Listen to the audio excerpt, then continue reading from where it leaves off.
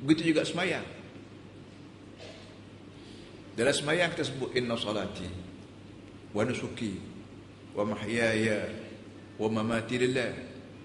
Inna salati wa nusuki. Tak sebut inna salati wa siyami, inna salati wa zakati, tak disebut pun. Tapi sebut inna salati wa nusuki, semayang aku dan haji aku. Apa tujuan disebut semayang campur dengan haji? Tak disebut semayang dengan campur dengan zakat, campur dengan puasa.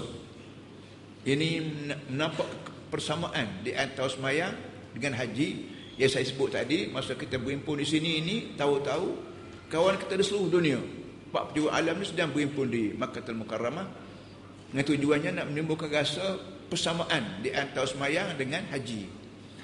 Semayang perlu pada wudu, haji juga perlu pada wudu.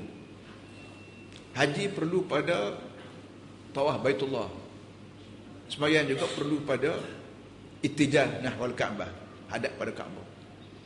Semayang perlu pada zikir, bacaan.